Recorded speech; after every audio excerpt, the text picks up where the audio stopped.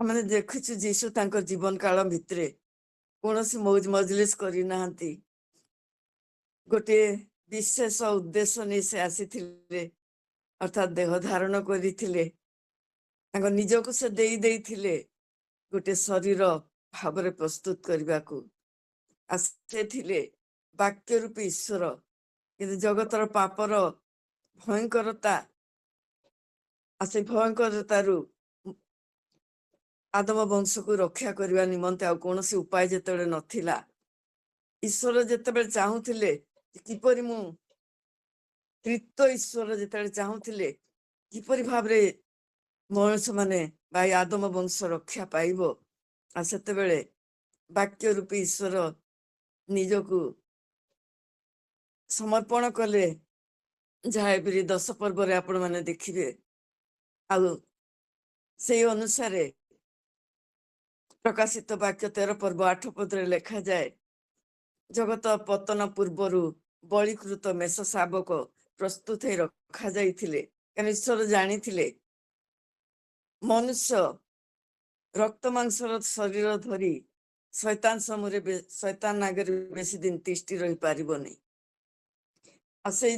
ଯୀଶୁ ଆମମାନଙ୍କୁ ରକ୍ଷା କରିବା ପାଇଁ, ଶୈତାନ ହାତରୁ ଉଦ୍ଧାର କରିବା ପାଇଁ, ମୁକ୍ତିର ମୂଲ୍ୟ ସ୍ୱରୂପ ନିଜ ରକ୍ତ ଦାନ କରିବା ପାଇଁ ନିଜକୁ ପ୍ରାୟଶ୍ଚିତ ବଳି ଭାବରେ ଉତ୍ସର୍ଗ କଲେ। ସେ କାହାଣୀ କ୍ଷମା କରିବେ, ସେ ସମସ୍ତ ଜୀବନ୍ତ ଘଟଣା ଆପଣ ମାନେ ସମସ୍ତେ ଶୁଣି ଆସିଛନ୍ତି। ଜ୍ଞାନ ହେବା ଦିନରୁ ଆପଣ ମାନେ ବୁଝିଛନ୍ତି। ଆଜି ବି ଆପଣ ମାନେ ବାକ୍ୟ ପ୍ରଚାର କରୁଛନ୍ତି, ଆଉ ଆଗାମୀ କେତେ ଦିନ ଧରି ଆପଣ ସେ ତାରି ଉପରେ ଏକା ଆଲୋଚନା ସବୁ ଶୁଣିବେ। ଆଜି ମୁଁ ଯୋଉ ବାକ୍ୟ ଯୋଉ ବିଷୟ ନେଇ କହିବାକୁ ଚାହେଁ, ତାର ଛୋଟ ଛୋଟ ଖଣ୍ଡ ଗୁଡିକ ମୁଁ ଏକାଠି କରିଛି। ଯୀଶୁ ଯେତେବେଳେ ଜଗତକୁ ଆସିଥିଲେ, ମୁଁ ଯେମିତି କହିଲି, ସେ ଆନନ୍ଦ କରିବାକୁ ଆସିନଥିଲେ ବା ଜଗତ କିପରି ତାହା ଦେଖିବାକୁ ଆସିନଥିଲେ। ସେ ଗୋଟେ ବିଶେଷ ଉଦ୍ଦେଶ୍ୟ ନେଇ ଆସିଥିଲେ ଯେ ଲୋକମାନଙ୍କୁ ସ୍ୱର୍ଗୀୟ ପଥରେ ସେ କଢେଇ ନେବେ, ସ୍ୱର୍ଗର ସୁସମାଚାର ପ୍ରଚାର କରିବେ, ଆଉ ସାରା ଜଗତରେ ସମସ୍ତେ ଯେପରି ଈଶ୍ୱରଙ୍କ ପାଖକୁ ଫେରିଯିବେ ତାର ବ୍ୟବସ୍ଥା କରିବେ। ଆଉ ସେ ବିଷୟରେ ମାର୍କ 1 ପର୍ବରେ ଲେଖାଯାଏ, 14-15 ପଦରେ, ଯୌନ କାରାରୁଦ୍ଧ ହେଲା ପରେ ଯୀଶୁ ଗାଲିଲକୁ ଆସି ଈଶ୍ୱରଙ୍କର ସୁସମାଚାର ଘୋଷଣା କରି କହିବାକୁ ଲାଗିଲେ, କାଳ ସମ୍ପୂର୍ଣ୍ଣ ହେଲାଣି, ଈଶ୍ୱରଙ୍କ ରାଜ୍ୟ ସନ୍ନିକଟ, ମନ ପରିବର୍ତ୍ତନ କର ଓ ସୁସମାଚାରରେ ବିଶ୍ୱାସ କର। ସେହିପରି ମାଥ୍ୟୁ 4 ପର୍ବରେ ମଧ୍ୟ ସେ କୁହନ୍ତି, କ୍ଷମା କରିବେ, ନାଇଁ ଠିକ କହିଛି, 4 ପର୍ବ 14ରୁ କିଛି ଅଂଶ ମୁଁ ପଢୁଛି। ଯେପରି ଯିଶା ଭାବବାଦୀଙ୍କ ଦ୍ୱାରା ଉକ୍ତ ଏହି ବାକ୍ୟ ସଫଳ ହୁଏ,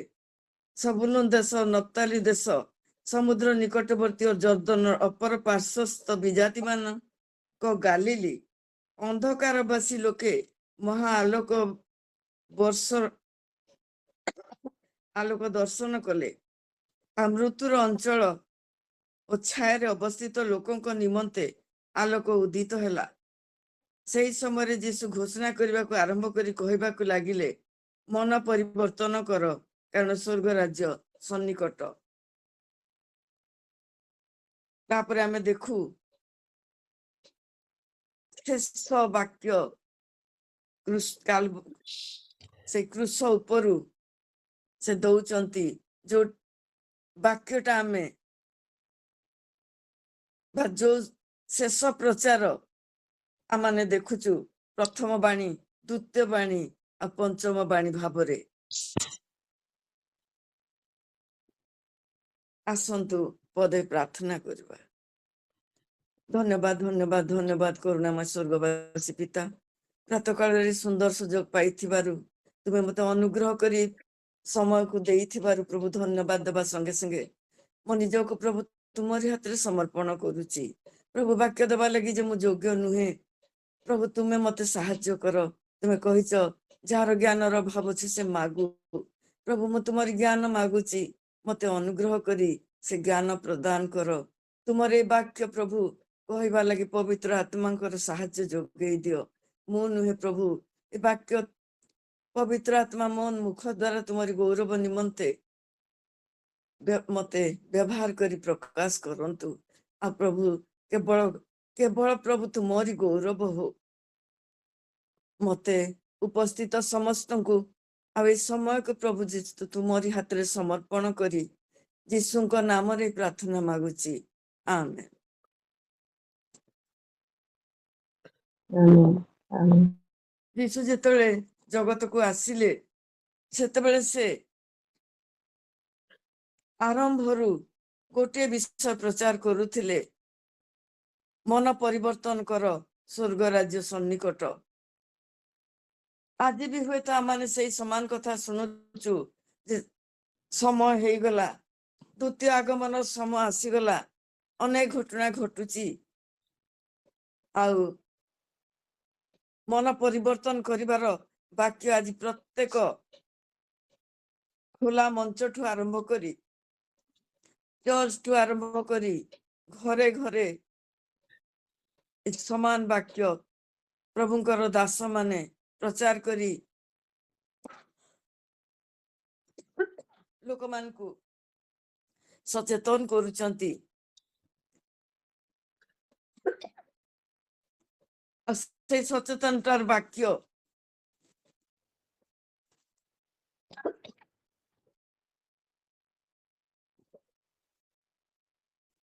विषय आने आ गोटे जगार पढ़ा माथ्यू 24 पर्व 14 पदरे आ समस्त जाति निकट रे साक्ष्य देवा निमंते राज्यर ए सुसमाचार समुदाय पृथ्वी रे घोषणा करा जीवो तत्परे जुगांत हबो आमाने जानि न से जुगांत समय केबे आसीबो आसी गलानी द्वार पाखरे ठिया हिची किछि सठिक आमे जानिनु आमे केवल अंधार रे धंदाली होचु किंतु गोटे विषय आमान को स्पष्ट कर दिया जाइछि जे प्रत्येक कॉर्नर वाक्य पहुंचीबा पर्यंत प्रत्येक लोक जीशु को सुसमाचार सुनिबा निहाती दरकार तेबे जे जुगांत हबो से समय संपूर्ण रूपे प्रभु पिता को हाथ रे अछि आमे से सब जानिनु किंतु हमको प्रस्तुत होबा पई कुआ जाउछि निजे प्रस्तुत हो अन्य मान को प्रस्तुत करो अंतत निज जीवन में गोटे है आत्मा लाभ कर प्रभु मान को से दिगरे आगे लगी विशेष भाव में चालना दियंती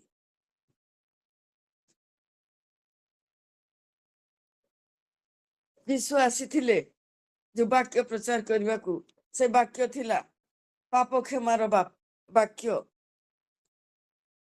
पापरे बुड़ी रही जगत रे समस्त जेपरी पापर क्षमा पाइबे से वाक्य जीशु प्रचार करुथिले से केवल शरीर सुस्थ करू नथिले तांकर प्रधान लक्ष्य थिला गोटे आत्मरे रोगग्रस्त आत्मिक रोगरे पीड़ित जने पापी मनुष्य को सुस्थ करबा एवं तार आत्मा को रक्षा करबा सेथिपई से जेते जन को सुस्थ करुथिले समान को कहूथिले तुमर पाप क्षमा हला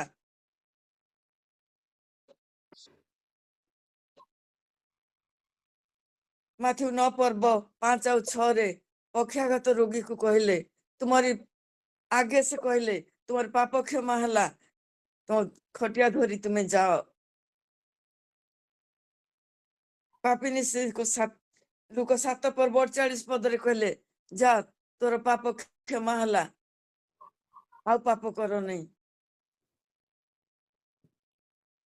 से परि जोहन 5 पर्व 14 पद रे से 38 वर्षर रोगी को कहले सुस्थ है निज खट धरी जाओ आ पर ताकू देखा कहले पाप कर नहीं, कारण याठू बेसी भयंकर अवस्था मध्य तुमको सामना करने को पड़ो जदि तुम्हें पाप कर। जोहन 8 पर्व 11 पदर से व्यभिचारी स्त्री जहाँ को पत्थर मारिबा लगी नेता माने आनी थिले आ कहीं भी तांको पत्थर रे मारी पारलेन कारण जो शर्तटी जीसु रखिले जी पाप करी नहीं से आगे ताको पत्थर मारू से समस्ते से परीक्षा रे फेल मारले कहीं जने भी साहस कलनी गोटे पत्थर उठेबा लगी कारण तांकर आत्मा तांको कहला जे तुमे माने सब पापी आ से माने समस्ते स्थान छाड़ी चली जाउचंती आ शेषरे जीसु आ से स्त्री लोक रोचे जीसु कहते तुमको कौन कहीं भी पत्थर मारले नहीं तापर से ताको परामर्श दौरान जदि कहीं तुमको शास्ति देले नहीं मु भी शास्ति देविनी जाओ आउ पाप करो नहीं पाप क्षमा पाइला परे आउ पाप करबा आहुरी भयंकर विषय थरे क्षमा पाइला परे जो माने पाप करंती पुनर्बार से मान को फेरे आनिबा बहुत कष्ट प्रभु मान को साहाଯ୍ୟ करिसंती आज जीसु नाहंती किंतु तांकर से बाणी आमान को सतर्क जागृत करूची किंतु जीसु जेतेबेले ए शिक्षा देई से प्रदेशर विभिन्न आड़े घूरी बुलिले गालिली कफरनाहुम आ पूरा अंचल टाकू जेतेबेले से सुसमाचार देई जीसुंकर वाक्य कहबाकू लागिले प्रथम अवस्था रे तांकू बहुत बाधार सम्मुखीन हबाकू हेची ताको निज लोक माने तांकू प्रश्न कले मार्क 6 पर्व 2 और 3 रे अधिकारी माने जो माने समाज रो गोटे गोटे शासन दंड धरी थिले जो माने निजकू विद्वान महाधार्मिक भावुथिले से माने पचारुचंती ए लोक के अधिकार किए दला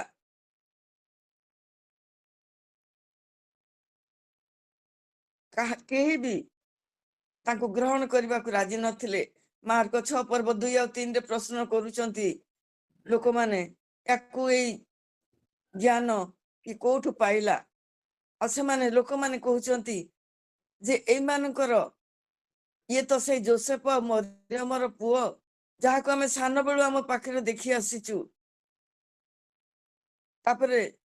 सेमानकर कथा भाई माने आम संगे बास करुचंती भौणी माने आम विवाह कर आम सांगे अच्छी आ ये सब कथा कौन प्रचार करुची कोठु ए सब पाइला से विषय जो बहुत भाव चारिड़े प्रचार है से भाई माने तार मति भ्रम हो जाइए पागल हो जाइए आम बड़ भाई बोली भाभी मार्क 3 पर्व 21 पदर लिखा जाए से घर को नहीं जीवा लगी पाखे से आसले घर को नहीं जीवा लगी कारण ये गोटे पागल भाया कार्य करुची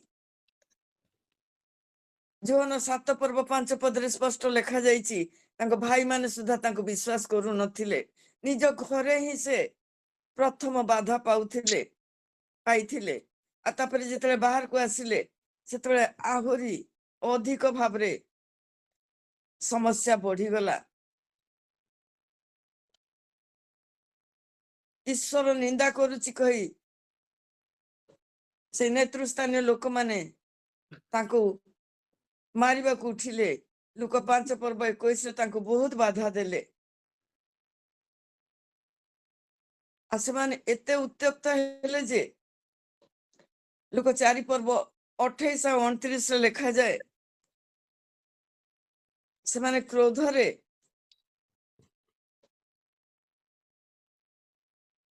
तांको मारिबा को योजना कले आ ताकू नहीं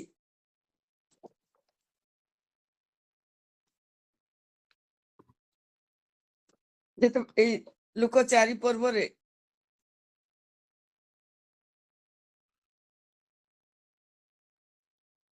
23 रो अपन माने जदि पढ़िबे तांकर वाक्य प्रचार आ तांकर आह्वान शुणी लोक माने जो परि भाबरे ताको उपहास कले संदेह प्रकाश कले 24 पदरु से कहउचंती जे भाववादी पैतृक नगर रे ग्राह्य हुअंती नै आ तापर से विषय ने जेतरा आलोचना करूचंती 29 पदरे 28 पदरे लिखा जाए समाज गृह रे ई सब कथा सुनु सुनु समस्त क्रोध रे परिपूर्ण हेले पुनि से माने उठी तांको नगर रु बाहर कर देले ओ सेमानकर नगर जो पर्वत उपरे स्थापित थिला सेथिर तीख स्थानरु तळकु पके देवा निमंते ताहाकु सेठाकु घेनी गले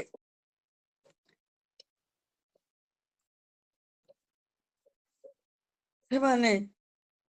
तांकर विरोध करू न संपूर्ण रूपे विरोध करूथिले तांको केमिति मारिबे तांकर सही प्रचार कार्य को आ ईश्वर को जे से पिता बोली कहूथिले सेथि लगी समस्त क्रोध तांको ऊपर बढ़िबा को लागिला आ से लुक 5 पर्व 21 पदरे लिखा जाए सेथरे शास्त्री और फारूसी माने तर्क वितर्क कर एहा कहबा को लागिले ए जे ईश्वर निंदा करूअछि ए किए केवल ईश्वर को बिना आ किए पाप क्षमा करि पारे से माने जानि नथिले जे से माने जहा को गाली दउचंती से निजे वाक्य रूपी ईश्वर थिले से माने केबे भी शेष पर्यंत विश्वास करि नाहंती किंतु जीसु सेमानकर कथा को खातिर करू नथिले बारंबार कोठी पत्थर पके मारिबा को कोठी विभिन्न प्रकार तांको त्रुटि धरिबा को सदा बेले फारूसी शास्त्री आ जो जाजक माने प्राचीन माने लागी रहुथिले केही तांको कथा को सीरियसली नौ नथिले तांकर केवल गोटे चिंता थिला जे ए लोकटा दिन को दिन लोकप्रिय हबारे लागिची कारण जीसु खाली वाक्य प्रचार करू नथिले से रोग सुस्थ करूथिले से रोग सुस्थ माध्यम रे से लोक मान को बुझेई दउथिले जे रोग तुम्हें पाप हेतु ए रोग सब भोगुच तुम्हें सुस्थ हेलो आउ पाप करो नहीं नहले आहुरी बड़ विपद रे पड़िबो आहुरी भयंकर शास्ति तुम पई आसी पारे तो जागृत हो ए वाक्य नहीं जीसु सारा अंचल रे लोक माननकु स्वर्ग राज्यर अधिकारी हबा निमंते उपदेश दउथिले जीसु आसीथिले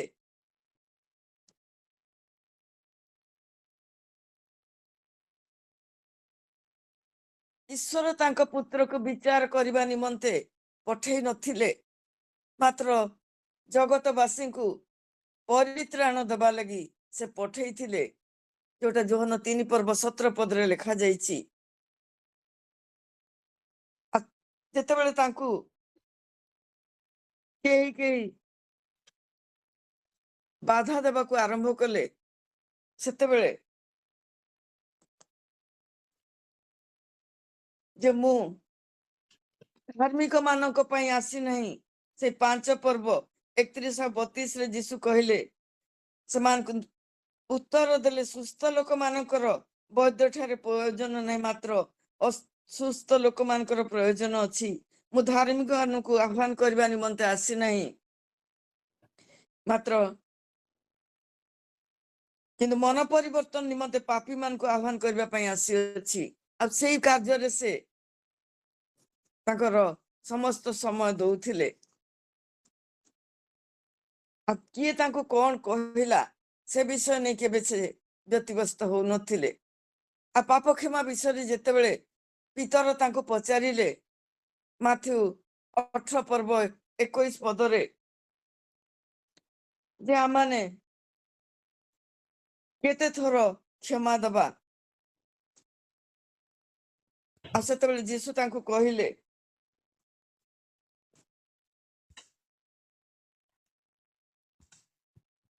से पचारिले जे हे प्रभु केते थोर मोर भाई मो विरुद्ध रे पाप कले मु क्षमा करबी ई 7 थोर जीसु तांको कहले तुमको केवल 7 थर पर्यंत कहू नहीं मात्र 70 गुण 7 थर अर्थात भाई जदि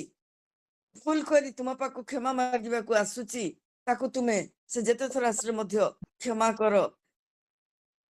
से क्षमा दबा पई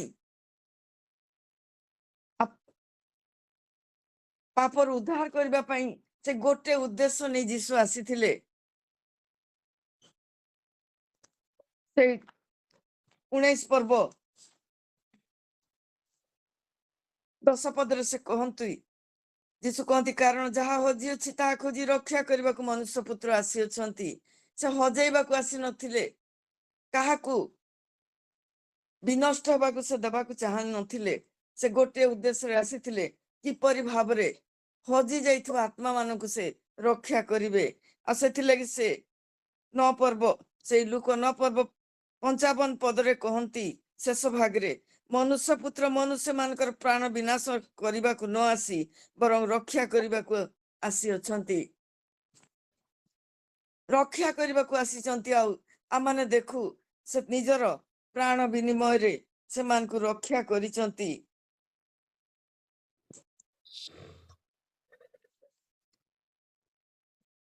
माथ्यू 20 पर्व 28 पदर से कहंती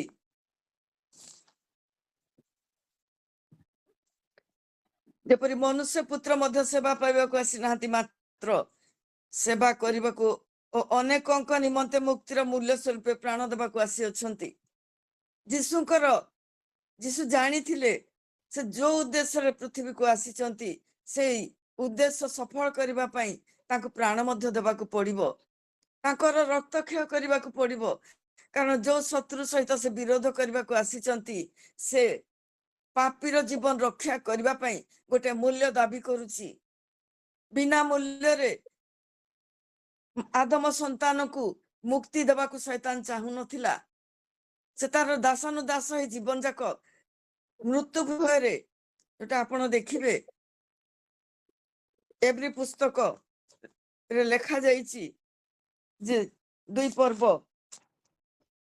14-15 रे मृत्यु भय रे आतंकित जाबत जीवन बंधन ग्रस्त थे से उद्धार करने आसी रक्तपात बिना जे पाप क्षमा हेब नहीं ता आपण से 9 पर्व 22 पदरे देखिबे तेणु रक्तपात आवश्यकता थिला आ जीसु आसी से रक्त मूल्य विनिमय रे लोक मान को उद्धार करने को वर्तमान शेष समय रे से सेटा ही कहबा को जाउचंती तांकू जो विशेष उद्देश्य पई पठा जाइथिला जगत को से बलिकृत हेबे गोटे मेष बलिदान रे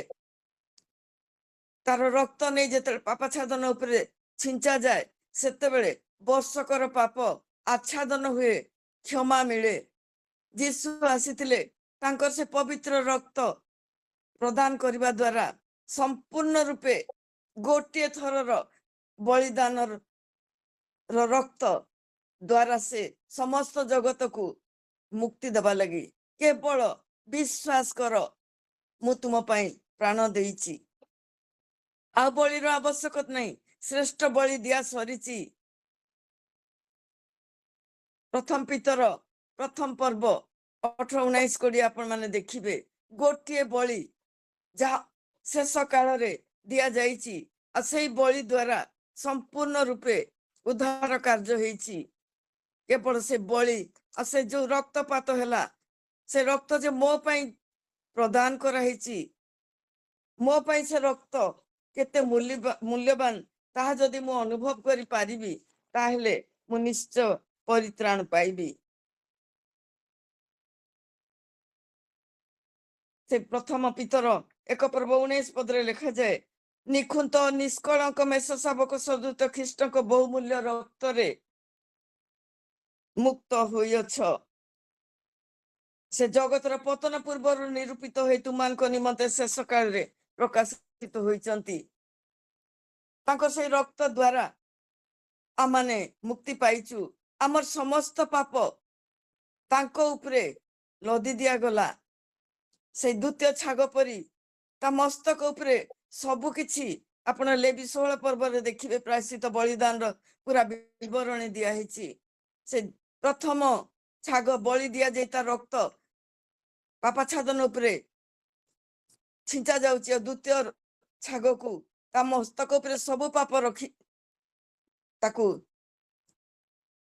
ପ୍ରାନ୍ତରକୁ ପଠେଇ ଦିଆଯାଉଛି ଅର୍ଥାତ୍ ସେ ସମସ୍ତ ପାପ ବୋହି ନେଇ ଯାଉଛି। ଯୀଶୁ ଏଠାରେ ଦୁଇଟି କାର୍ଯ୍ୟ କରିବା ଲାଗି ଆସିଛନ୍ତି। ବଳିଦାନରେ ନିଜ ରକ୍ତପାତ କରିବେ, ସେ ରକ୍ତ ଦ୍ୱାରା ଈଶ୍ୱରଙ୍କୁ ସନ୍ତୁଷ୍ଟ କରିବେ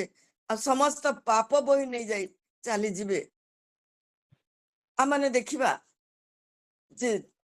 ସେଇ କାର୍ଯ୍ୟ ନିମନ୍ତେ ଶେଷରେ ତାଙ୍କୁ କ୍ରୁଶରେ ଚଢିବାକୁ ହେଇଛି। ଈଶ୍ୱର ତାଙ୍କୁ ଦ୍ୱିତୀୟ କରନ୍ଥୀ 5 ପର୍ବ 21 ପଦରେ ଦେଖିବେ ସେ ପାପ ସ୍ୱରୂପ ହେଲେ ସମସ୍ତ ଜଗତର ପାପକୁ ତାଙ୍କ ଉପରେ ଲଦି ଦିଆଗଲା ଆଉ ସେ କ୍ରୁଶରେ ଚଢିଛନ୍ତି। ପ୍ରଥମ ପ୍ରଚାର ବାକ୍ୟ ମାନେ ଦେଖିଲୁ ଅବି ଶେଷ ଭାଗର ବାକ୍ୟ ସେ ଗଲଗଥା ଉପରେ ଆମେ ତାଙ୍କର ବାକ୍ୟ ଦେଖୁଛୁ, ତାଙ୍କର ବାଣୀ ଶୁଣୁଛୁ। ପ୍ରଚାର ବନ୍ଦ ହେଇନାହିଁ, ଶେଷ ନିଶ୍ୱାସ ପର୍ଯ୍ୟନ୍ତ ପ୍ରଚାର କାର୍ଯ୍ୟ ଚାଲିଛି। ଶେଷରେ ସେ କହୁଛନ୍ତି, ତାଙ୍କର ଶେଷ ବାଣୀ ଥିଲା 3ଟି ବାଣୀ ମୁଁ କହିଲି। ସେ ତା ଉପରେ ଠିଆ ହେଇକି କ୍ରୁଶର ସେ କଣ୍ଟା ବିଧ ଅବସ୍ଥା, ଦେହରୁ ରକ୍ତ ଝରି ଯାଉଛି, ମୁଣ୍ଡରେ କଣ୍ଟାର ମୁକୁଟ, ସାରା ଶରୀରର କଷ୍ଟ, କ୍ରୁଶରେ ଝୁଲା ହେଇଛନ୍ତି, ତଳକୁ ଶରୀର ଭିଡି ହେଇଯାଉଛି, ନିଶ୍ୱାସ ରୁନ୍ଧି ହେଇଯାଉଛି। ସେଇଥିରେ ସେ କ୍ଷମାର ବାଣୀ ପ୍ରକାଶ କରୁଛନ୍ତି। ସେ କହୁଛନ୍ତି, ହେ ପିତା, ଏମାନେ କଣ କରୁଛନ୍ତି ଜାଣୁନାହାନ୍ତି, ଏମାନଙ୍କୁ କ୍ଷମା କର। କାହାକୁ ସେ କ୍ଷମା କରିବାକୁ କହୁଛନ୍ତି? ସେଇମାନଙ୍କୁ ଯୋଉମାନେ ତାଙ୍କୁ ଚକ୍ରାନ୍ତ କରି କ୍ରୁଶରେ ଚଢେଇଛନ୍ତି। ଯୋଉନ 11 ପର୍ବରେ ଆପଣ ମାନେ ଦେଖିବେ ତାଙ୍କୁ ଗୋଟେ ଭୟଙ୍କର ଭାବରେ ମହାଯାଜକ ଆଉ ତାଙ୍କର ମହାସଭାର ଲୋକମାନେ ମିଶି ମାରିବା ଲାଗି ଚକ୍ରାନ୍ତ କରୁଛନ୍ତି। ଆଉ ସେ ବିଷୟଟି ଆପଣ ମାନେ କ୍ଷମା କରିବେ 10 ପର୍ବ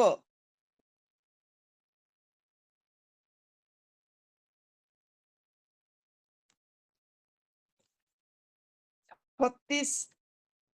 37 ଏଗୁଡିକରେ ସେ ଯୋଉପରି ଭାବରେ କଥାବାର୍ତ୍ତା କରୁଛନ୍ତି, ଯୀଶୁ ମହାସଭାର ଲୋକମାନେ ବିରକ୍ତ ହେଇଯାଇଛନ୍ତି। ଆଉ ମହାଯାଜକଙ୍କ ସହିତ ସେ 11 ପର୍ବର ଶେଷ ଭାଗରେ 48 ପଦରୁ ଆପଣ ମାନେ ଦେଖିବେ ସେମାନେ କିପରି ଚକ୍ରାନ୍ତ କରୁଛନ୍ତି। ଆଉ 50 ପଦରେ କାଫା କହୁଛନ୍ତି ଯେ ସମସ୍ତଙ୍କର ନିମନ୍ତେ ଜଣେ ମରିଗଲେ ସମସ୍ତଙ୍କର ମଙ୍ଗଳ ହବ। ଆଉ ସେଇଟା 50 ପଦରେ ଲେଖା ଯାଇଛି। ଏହି ଲୋକମାନଙ୍କୁ ସେ କ୍ଷମା କରୁଛନ୍ତି, ଏଇ ନେତା ମାନଙ୍କୁ, ତାଙ୍କ ନିଜର ଜାତି ଭାଇ ଜିହୁଦୀ ମାନେ। ପିଲାତ କହିଲେ ଯେ ତୁମରି ଭାଇ ମାନେ ତୁମରି ଜାତିର ଲୋକମାନେ ତୁମକୁ ମୋ ସାମ୍ନାକୁ ଆଣିଛନ୍ତି ବିଚାର ନିମନ୍ତେ। ସେଇ ତାଙ୍କର ଲୋକମାନେ ଯୋଉମାନେ ତାଙ୍କୁ କ୍ରୁଶରେ ଚଢେଇଛନ୍ତି କ୍ଷମା ସେମାନଙ୍କୁ କରୁଛନ୍ତି। ଯୋଉ ଲୋକମାନେ ବିଜୟ ଯାତ୍ରାରେ ଆଣି ତାଙ୍କୁ ପହଞ୍ଚେଇଥିଲେ ଜେରୁସାଲମରେ, ସେଇମାନଙ୍କ ଲାଗି ସେଇମାନେ ଶେଷକୁ କ୍ରୁଶରେ ଚଢାଅ ବୋଲି ଚିତ୍କାର କରିଥିଲେ, ସେଇମାନଙ୍କର କ୍ଷମା ଲାଗି ନା ଯୋଉମାନେ ତାଙ୍କୁ ପିଲାତଙ୍କୁ ଉତ୍ତର ଦେଇ କହିଥିଲେ ଯେ ଆକୁ ୟାର ରକ୍ତପାତର ଦୋଷ ଆମ ଉପରେ ପଡୁ। ତା ରକ୍ତପାତର ଦୋଷ ସେମାନେ ନିଜ ଉପରକୁ ନେବାକୁ କୁଣ୍ଠିତ ହେଇନାହାନ୍ତି।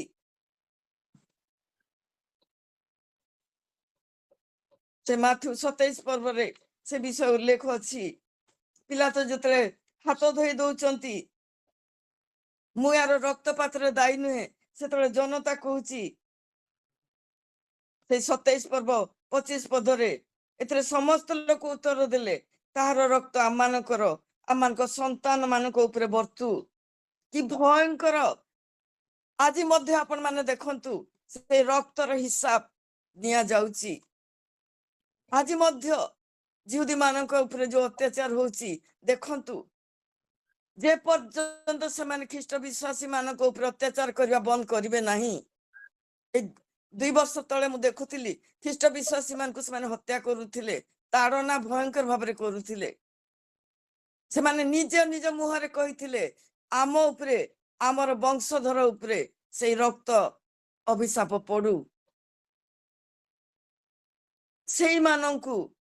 जीसु कहते पिता एमान को क्षमा कर, कारण एमाने कौन कहते बुझी पारु नाहंती। क्षमार केड़े बड़ कार्य, केते बड़ सुसमाचार प्रचार कार्य जीसु से भयंकर जंत्रणा अवस्था मध्य करने को पछघुंचा दे नाहंती। तापरे शेष समय जीसु आसीथिले प्रत्येक आत्मा को उद्धार करने निमंते। तांकर उद्देश्य थिला गोटे गोटे आत्मा जेपरी शैतान हाथ रक्षा पाइबो। से कार्य मध्य देखु से करूचंती। द्वितीय बाणी रे माने देखु से लुक 27 पर्व, लुक 23 पर्व 42-43 पर्व रे जेतले सब लोक माने जीसु को थटा तापरा करचंती, नेता माने थटा तापरा करचंती। किए कहूची तू जदि ईश्वर का पुत्र तारे ओल्हे आस, किए कहूची 3 दिन रे मंदिर गढ़ी दउथला, निज को रक्षा करि पारुनी। निजर जंत्रणा सहित लोक मान को उपहास आसेथिरे जीसु संपूर्ण नीरव। कहा विरुद्ध रे किछि आलोचना से करू नाहंती। तांकर सामर्थ्य थिला ओल्हे आसीबार, किंतु से जानी थिले ओल्हे गले आउ ईश्वर पितांकर जो इच्छा सफल हबनी। निज को जो उत्सर्ग निज शरीर गढ़ेबारे निज गोटे मानसिक शरीर पई गोटे बलि मेषा हवा लगी जो निज को उत्सर्ग करथिले सब योजना व्यर्थ हो जिवो। शेष समय जेतेबेले से चोर मध्य तांकर दुई पाखे दुईटा चोर थिले, आ गोटे चोर जेतेबेले तांको उपहास करची, अरे निज को रक्षा करी मत आमको भी रक्षा कर। सेतेबेले तार पाखे जे आर पाखे जो चोरटी थिला से किंतु जीसु को कार्य को देखी से अनुभव करिची ए लोक निर्दोष बिना दोष रे। कारण तांको मुखर जो वाक्य बाहरिची से ता हृदय को तरळै देइची, परिवर्तन आसीची तार मन रे। असे ता सांग को कहूची आमे समुचित दंड भोगुचु, मात्र ए दोष न करी दंड भोगुचंती। तापरे से जीसु को निवेदन करिची 42 पदरे। पुणी से कहले हे जीसु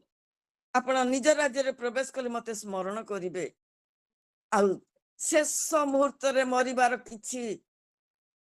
अति अल्प समय पूर्वरु 3-4 घंटा पूर्वरु गोटे विनष्ट आत्मा गोटे मृत आत्मा को फेरी पाइथिबारु जीसु आनंदर सहित कहउचंती 43 पदरे, मु तुमको सत्य कहूअछि आज तुमे मो सहित पारदीश रे उपस्थित हबो। आ टिके समय नेबी आज्ञा। तापरे माने देखु शेष बाणी प्रायश्चित बलिदान कार्य 12 घंटा रु 3 घंटा पर्यंत समस्त से स्थान अंधकार घुटी गला। कहीं जानलेनी 3 घंटा धरी अंधकार भितरे कौन घटिला, किपरि भावरे से प्रायश्चित बलिदान कार्य हला कहीं जानती नहीं। संपूर्ण रूपे अंधार भितरे लोक माने दरांडी हेले बोली मध्य लेखा जाइची। पाप स्वरूप हबार शरीर किपरि देखा जाए ता विषय जिसा 52 पर्व 14 पदरे लेखा जाइची। मनुष्य अपेक्षा ताहांकर आकृति और मनुष्य संतान गण अपेक्षा ताहांकर रूप अधिक विकृत हेबारु जेपरि अनेक ताहांक विषय चमत्कृत हेले। लोक माने तांको चेहरा देखि आश्चर्य होचंती, किंतु विशेष भाव आम जानू जे 3 घंटा समय 3 घंटा पर्यंत चारिआडे अंधकार व्यापी जाइथिला। तापरे 3 घंटा परे 12 रु 3 घंटा प्रायश्चित बलिदान कार्य हला। रक्त मूल्य किपरि से शैतान को आमर मूल्य परिशोध कले तार कौन सी विश्व कहीं जानती नहीं। ईश्वर पवित्र आत्मा ईश्वर आउ शैतान हुए तो सेठारे उपस्थित थिले कारण शैतान को मूल्य दिया जाउथिला आदम वंशर मुक्ति निमंते। एठारे से सब जेमिति आलु आसीची जीशुଙ୍କ मुखरु बाहरिची मते तृषा लागुची जेतेबेले तांकू एते बाट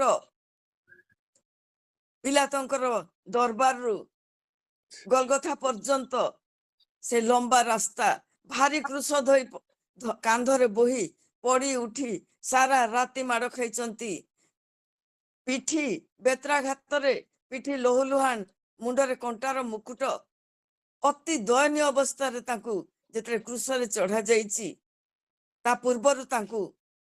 अम्ल रस जचा हिची से मना करिचंती किंतु एठी हमें देखुचु से कहउचंती मते तृषा लागुची। मो प्रिय माने सतरे कोन से जागतिक तृषा रे आतुर ही ए वाक्य उच्चारण करथिले सतरे कोन जागतिक तृषा तांकू एते व्यतिव्यस्त करथिला जे से कहउचंती जो पानीय को से मना करथिले से पानीय तांकू दिया जाइची किंतु प्रकृत रे कोन तांकू सेई तृषा थिला शेष तांकर इच्छा प्रचार कार्यर शेष तृषा जो मानकू आज मु मुक्ति दे पारि नहीं से मान को पई किए जीव किए समान को उद्धार करिवो मते तृषा लागुची से मान को पई मु तृषित जी जोन 4 पर्व 7 पदरे कहूची मु जो जल देवी ता तुमानकर तृषा मेंटेइबो मो पाखरे से जल अछि से कहूची मते तृषा लागुची। मो प्रिय माने तांकर शेष प्रचार आपण माने देखिबे से तृषा कोन तांकर से तृषा को आमाने शेष रे देखिबा आ से तृषा विषय स्पष्ट भाव रे कहंती 28 पर्व माथ्यू 28 पर्व 18 मु अल्प अंश पढ़ी शेष करी पुणी जीशु समान निकट को आस आलाप कहले स्वर्ग पृथ्वी समस्त अधिकार मते प्रदत्त हुई अछि अते तुमाने जाई समस्त जातिर लोकन को पिता पुत्र पवित्र आत्मा को नाम रे बपतिस्म देई मु तुमान को जो जो आज्ञा देई अछि से सब पालन करबा को शिक्षा दे समान को शिष्य कर आउ देख जुगांत पर्यंत सदा सर्वदा मु तुमान को संगे संगे अछि। समस्त जातिर लोक मान को निकट रे सुसमाचार प्रचार करबा को जाओ जेतिकी वाक्य सुसमाचार मो समय मो करबा कथा करि देइची शिष्य मान को कहउचंती मु तुमको जहा सिखै दे जाइची ताकू तुमे कार्य रे लगाओ। मोर तृषा सारा जगतर